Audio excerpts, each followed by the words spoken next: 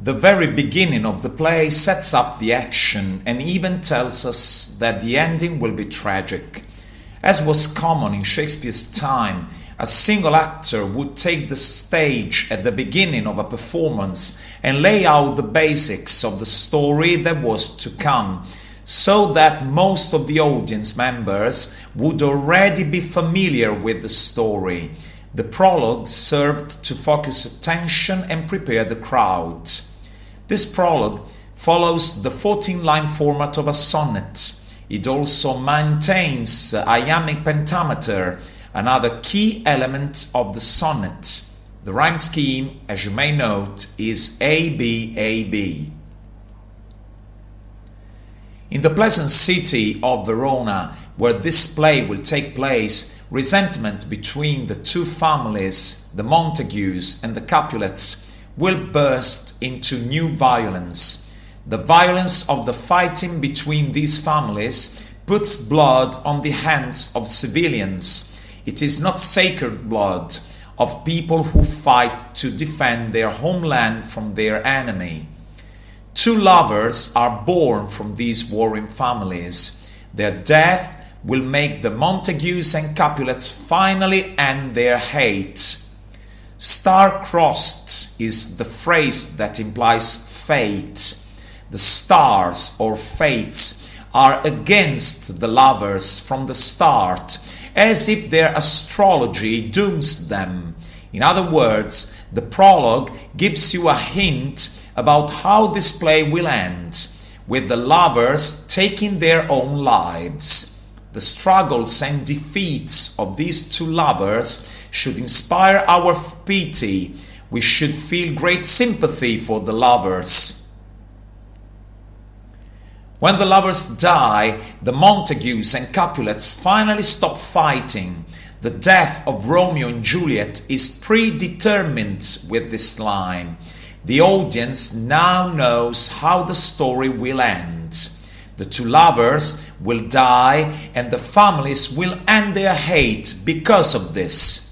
Also know the double meaning of burying strife with death. When the lovers die, they are buried.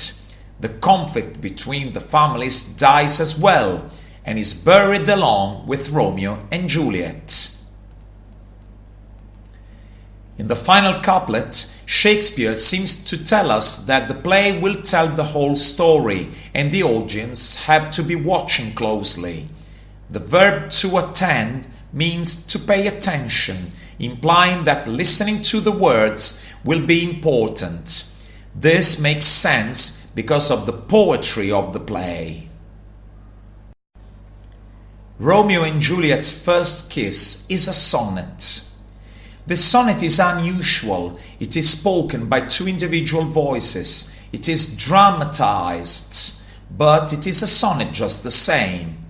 Note that it follows the correct rhyme scheme, rhythm, and structure as a traditional Shakespearean sonnet.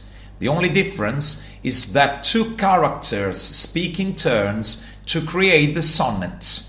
In all other respects, this is a typical sonnet.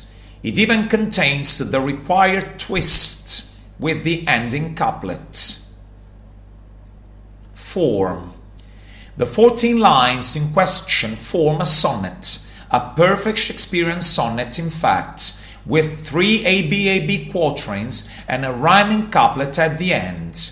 This is the first meeting between Romeo and Juliet at the Capulet ball.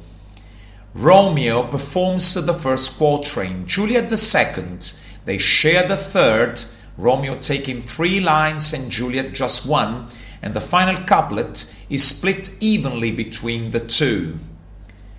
What we get is a gradual intermingling of a speech, a conversational exchange that culminates with two people perfectly tuned in a shared rhyming couplet. Language. The conflict in this sonnet is basically between sex and religion, the body and the spirit. You get two semantic fields with the vocabulary of the body, hand, lips, kiss, etc., meeting the vocabulary of religion, holy, shrine, sin, pilgrims, saints, devotion, etc. The combination is electrifying. Their love is not limited to physical attraction, eros. It transcends into the realms of agape. We are meant to take them and their love seriously. Romeo, the bold lover, opens the sonnet with a metaphorical description of his lips as blushing pilgrims. He is attempting to convince Juliet of the purity of his intentions. Though he wants to get physical, he is spiritual in his request. Juliet, smart and intelligent, picks up on this and extends the metaphor, using her own metaphor to describe the act of prayer, joined palms, as a kiss. By the end of the poem, they have reached an understanding. A kiss is a prayer and vice versa, so they can kiss without problem. Juliet repeatedly calls Romeo a pilgrim. This label validates his love and tells her and the audience that she is worthy of a kiss, going past what Romeo immediately says, that is, this kiss would be a sin, a gentle sin. Tone and rhythm. As all sonnets go, this is written in clear iambic pentameter. This natural flowing rhythm is undisturbed and a sense of steadiness is achieved.